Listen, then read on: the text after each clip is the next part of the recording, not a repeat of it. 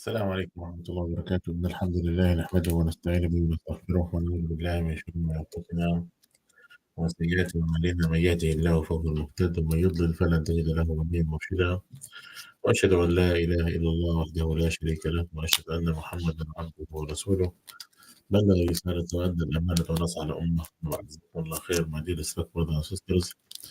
I ask Allah subhanahu wa ta'ala to bless all of you, and I ask Allah subhanahu wa ta'ala to give us the intention for us to have our deeds accepted, and ask Allah subhanahu wa ta'ala to enable us to reach the month of Ramadan. So inshallah today we're going to be continuing to talk about the fiqh of worshipping, and we started to talk about what is the fiqh ruling in regard to fasting. Today we're going to be talking about the benefits of fasting. And a lot of Muslims, they do not know the amount of reward that exists within fasting. And it's important for us as Muslims to understand the benefits that you are obtaining from this. And this could be worldly benefits, and it could be benefits that you're going to be seeing in the hereafter and in this dunya. So there are few there are few benefits that I want to share with you within Allah Ta'ala that is worthwhile for us to think about. So what are the benefits and the bounties of the month of Ramadan, or just fasting in general? The very first thing we have to understand, brothers and sisters, that fasting is considered to be one of the greatest worships that you to get closer to Allah subhanahu wa ta'ala. Prophet Muhammad sallallahu alayhi wa sallam said in an authentic hadith, where Allah subhanahu wa ta'ala said in the hadith al-Qudsi, كل عمل ابن آدم له إلا الصيام فإنه لي وأنا أجزي به. That each and every deed that the son of Adam does is for himself, except fasting. It's for me, and I shall reward by it. Meaning, brothers and sisters, that Allah subhanahu wa ta'ala might have a set amount of reward, or a maximum amount of reward for each and every deed. But when it comes to fasting, the reward or that someone might be able to get, it's sometimes can be endless. And that's something that Allah subhanahu wa ta'ala have put into himself. فهو لي. It's for Allah, and that's different from all the other types of worship. Also, Prophet Muhammad sallallahu alaihi wasallam said, "Man sama Ramadan imanan wa ihtisaban ghufira lahu ma taqaddama min dhanbihi." Whoever fasted the month of Ramadan out of faith and out of expecting a reward, okay, out of faith and out of expecting a reward, Allah subhanahu wa ta'ala would forgive all his past sins. Allah subhanahu wa ta'ala would forgive all his past sins. So this tells you what, brothers and sisters, the amount of reward that someone might be able to get from fasting. And that's something that many people unfortunately don't understand. Also, fasting, brothers and sisters, when someone fasts the month of Ramadan, they're like as they're entering a school or a camp that's supposed to cleanse you. It's supposed to bring you as a better person. Because the whole purpose of Ramadan, as Allah subhanahu wa ta'ala said, you know, كتب علي كتب عليكم الصيام كما كتب على الذين من قبلكم لعلكم تتقون. Fasting had been ordained on you just like it was ordained on previous nations, so you could be more God conscious, you could be more God fearing. That's the purpose. The purpose is not for you to be hungry. It's not for a purpose for you to, the whole purpose of hunger is for you not to be attached to this world. So you spiritually you be more elevated, you be more close to Allah subhanahu wa ta'ala. When someone when someone does not feed his physical body, when someone does not feed his physical body, her spirituality would be elevated. And that's the purpose here. That once you put down and feeding your physical body, you become more spiritual. Mhm. And the whole purpose is that once you enter the month of Ramadan and you exit a different person, a person who is more God conscious, a person who is more closer to Allah subhanahu wa ta'ala. And that's the third purpose of the month, or the benefit of the month of Ramadan, that the whole purpose is that what? Is that we should be elevated and should be closer to Allah subhanahu wa ta'ala. And that's the real purpose of the month of Ramadan. And that's why يعني Ramadan it have a slogan. Ramadan have a slogan. يعني Prophet Muhammad sallallahu alaihi wasallam said, جعل الله عليكم الصلاة قوما أبرار يقومون الليل ويصومون النهار ويصومون النهار you know ليسوا بإثمه ولا فجار يعني Allah subhanahu wa ta'ala said that Prophet Muhammad sallallahu alaihi wasallam said that جعل الله عليكم الصلاة قوما أبرار يعني that he described those who are fasting during the daytime and praying are being the most righteous. And imagine someone who is fasted during the daytime, praying at night. That's not a description of anyone. This is a description of the people who are righteous, who are closer to Allah subhanahu wa ta'ala. So the question here, brothers and sisters, do you want to attain that title of being a righteous individual, someone who is closer to Allah subhanahu wa ta'ala? And and if someone can understand this, that should be an encouragement for you to work harder to get that title. Some scholars have said that يعني, there is nothing equal to the fasting when it comes to like the amount of reward of the amount of blessings يعني عن أبي أمامة رضي الله عنه قال يا رسول الله مرني بعمل oh Allah oh Prophet of Allah tell me to do something tell me to do something what Prophet Muhammad صلى الله عليه وسلم told him to do he said عليك بالصوم فإنه لا عدل له الله أكبر. He told him fast because there is nothing equal to fasting. No, yeah, look at Prophet ﷺ here is saying nothing is equal to fasting. Why? Because first of all, no one knows that you're fasting except for Allah subhanahu wa ta'ala. You are, yeah, subhanallah, you are not doing you are not doing something that is halal for the rest of the year, يعني eating and drinking. So you are staying away from halal things, not haram things. You're staying away from halal things because Allah subhanahu wa ta'ala told you to do so. And people who miss the point is the people who stay away from the halal things during Ramadan, and yet they go after the haram things. You know, if Allah subhanahu wa ta'ala told you to stay away from the halal things during the month of Ramadan, it should be more of an obligation for you to stay away from haram things. And this is very important, brother and sister. You know, and that's why, brothers and sisters, yeah, Allah subhanahu wa ta'ala loves fasting, and nothing is equal to fasting. And to the point that يعني the point يعني look at what Prophet Muhammad صلى الله عليه وسلم said. He said ولخلوف فم الصائم أطيب عند الله من ريح المسك. And the breath smell of a person who's fasting is more lovable to Allah subhanahu wa ta'ala than the smell of musk. That shows you what? How Allah subhanahu wa ta'ala يعني cherishes, how Allah subhanahu wa ta'ala يعني He wants us to do this. He wants us to do this, you know. Um, there is one ayah in the Quran that have given almost like a nickname to the people who fast. Um, Allah subhanahu wa ta'ala said in Surah Al-Tawbah, التائبون العابدون الحامدون السائحون الراكعون الساجدون. Allah subhanahu wa ta'ala, He described here the believer. He said, those who are what?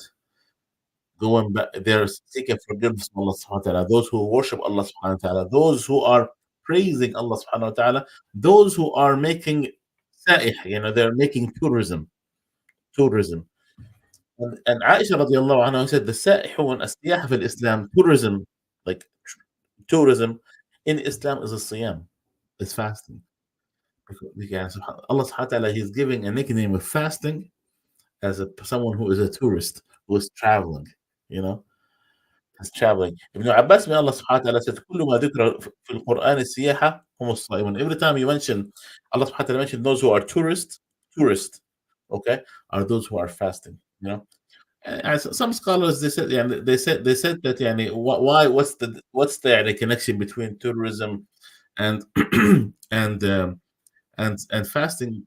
Some scholars said because when you are fasting, you are seeing the blessings of Allah subhanahu wa ta'ala and his bounties on you, as if someone is traveling and seeing the boundaries of Allah subhanahu wa ta'ala.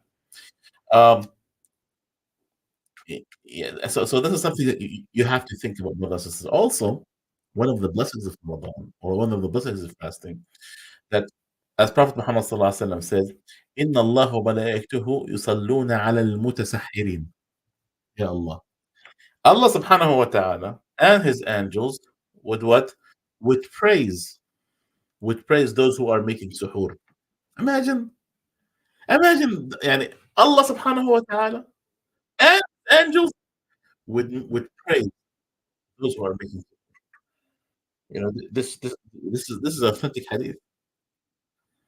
This is authentic hadith that Allah subhanahu wa ta'ala. Yeah, so that tells you what those who are yani encourage us to make suhoor early early in the morning before adhan al-fajr. You know, not only that, as we said, yeah, siyam is one of the ways that you could sense. يعني Prophet Muhammad صلى الله عليه وسلم said, فتنة الرجل في أهله وماله ونفسه وولده وجاره يكفرها الصيام. He said, like the person, the trial of a man or a woman, the trial of a man, and among his family and among his money and among himself and among his children and among his neighbors, what erase it? He says, fasting. يكفرها الصيام والصلاة والصدقة والأمر بالمعروف والنهي عن المنكر. What erase all these things? He said fasting. Look, Allah subhanahu wa ta'ala, Prophet Muhammad mentioned fasting first. Fasting and praying and donating and ordering what is right and forbidding what is wrong. But what is the very first thing he mentioned? Fasting. So didn't you want your sins to be erased? And that's the brothers, that's the beauty of our religion. There is so many doors and so many opportunities for someone to erase his sins. But are we taking advantage of that? That's the question you need to ask yourself. Not only that. Do you know? Do you know? When you fast, you have an opportunity each and every day, and each and every day an opportunity for your whatever you wish for. You would ask Allah Subhanahu wa Taala. Whatever I wish for, whatever you wish for, you have an opportunity. Each and every day you fast. Prophet Muhammad صلى الله عليه وسلم said, ثلاثة لا ترد دعوتهم حتى لو not reject their دعاء, their supplication to Allah subhanahu wa ta'ala. الصائم حين يفطر. The one who fasts, he breaks his fast. So take advantage of it. As soon as you break your fast, make dua. Ask Allah subhanahu wa ta'ala for the things that you want. الصائم حين يفطر والإمام العادل, the just ruler. ودعوة المظلوم, and the person who is being transgressed upon. So take advantage of it. Each and every day you have an opportunity to ask Allah subhanahu wa ta'ala for whatever you want. Don't rush after food. Food is not going to fly. But take advantage of the fact that you have an opportunity to ask Allah subhanahu wa ta'ala to whatever you want. Allah is an opportunity, brothers and sisters. Take advantage of it. You want wealth, you want guidance, you want a house, you want a car, you want whatever you want, you want Jannah, whatever you want, ask Allah subhanahu wa ta'ala. This is a chance that no one should let go. So are you thinking about this? That shows you the importance and the great amounts of benefits of fasting. You know? Not only that, brothers and sisters, siyam, fasting, is one of the ways that could protect you from the hellfire. Prophet Muhammad sallallahu alaihi wasallam said the following: "الصوم جنة من عذاب الله." Fasting, protection from the punishment of Allah subhanahu wa ta'ala. It's a protection. And another hadith, Prophet Muhammad sallallahu alaihi wasallam said, "الصوم جنة يستجن بها العبد من النار." That fasting is protection, so that the person will protect himself from the hellfire. Look at this. Don't you want to be protected from the hellfire? Fast, fast, and fast. Not only that, and in the hereafter, fasting would come in a body form. Your fasting, your good deeds would come in a form of a body. Prophet Muhammad صلى الله عليه وسلم said, الصيام والقرآن يشفعان للعبد يوم القيامة. يقوم الصيام في ربي إني منعته الطعام والشهوة فشفعني فيه، ويقول القرآن ربي منعته نوم الليل فشفعني فيه. قال فيكفيه يشفعان. يعني fasting, fasting. and Quran would come to you in the hereafter. You're fasting and your Quran to you in the hereafter. And they would ask Allah subhanahu wa ta'ala, the fasting would say, Oh Allah, oh Allah, I have prevented him from eating and drinking. So, oh Allah, I'm interceding so you would not be so you would not punish me. And the Quran would come and says, Oh Allah, I have prevented him from sleeping well at night. Oh Allah, I'm interceding for him. Allah subhanahu wa ta'ala would accept your intercession. SubhanAllah. Don't you want them to come to you in the hereafter? Not only that, brothers and sisters, yani, there is a special door, all of us know this, inshallah. There is a special door in Jannah. Jannah has 8 doors. One door of Jannah is what? Called Babul Rayyan. It's the door of Rayyan. Who enter that door into Jannah, into heaven? Are those who are fasting. We ask Allah subhanahu wa ta'ala to make us among them. Say Ameen. He said, Prophet Muhammad sallallahu alaihi wasallam said, إن في الجنة باب يقال له الريان. There is a Jannah, there is a door called Rayyan. يدخل منه الصائمون يوم القيامة. That the people who fast would enter from it in the hereafter. لا يدخل منه أحد غيره. No one will enter this door except for them. فإذا دخلوا أغلق فلم يدخل منه أحد. And if the people who are fasting enter from this door, it would close and no one would enter after that. You know? So it's important for us to think about this. You know? Uh, and not only that, you know that your last deed in this world was fasting, Allah subhanahu wa ta'ala would make you enter Jannah. Prophet Muhammad sallallahu alaihi wasallam said, "Man khutima lahu بصيام يوم دخل الجنة." Whoever died while he's fasting, Allah subhanahu wa ta'ala would make him enter Jannah. Look at this. Very beautiful, brothers and sisters. So this is something yani, it's important for us to think about. Now, this is kind of the general benefits of fasting. Okay. Now, I'm going to go over very quickly who is fasting is obligated on. Is fasting is obligated in everyone? No. There are there are approximately 6 things type of people that yani, that fasting is obligated on. Number one, you have to be a Muslim. So what does that mean? Meaning that if you're a disbeliever, a non-Muslim, fasting will not be accepted from you. So you must be a Muslim. That's number one. Second thing is you must be يعني mature, بالغ. So our kids can fast, but it's not obligated on them. You must be mature. So you must be Muslim, you must be mature. Third, you must be عاقل. You must have the rationale. So if someone doesn't have the rationale, fasting is not an obligation on them. So you must be Muslim, you must be mature, you must be have rationale, you must be sound, you must have the ability. That's another thing. Not everyone have the ability to fast, especially if you are young or possibly very old, sick, and you don't have the ability. Then fasting is not an obligation on you. Okay. So the thing is, and here when we talk about ajiz, and maybe it could be ajiz, it could be physical, meaning that you cannot fast because you don't have the ability. Okay. Um, um, and there's two types of disability here: short term and long term. Okay, if it's short term, then don't fast, and then you will make up for it. And if it's long term, then you have to feed someone in the place of you each and every day that you fast. Number five, you must be resident, meaning that you're not traveling. Because if you're traveling, then you're allowed to break your fast. But if you are at home, then you must fast. Okay? And the last thing is that you don't have excuses for you not to fast. For instance, you don't have menses like women, and women are not allowed to fast during their menses. So and that's known among يعني among our sisters.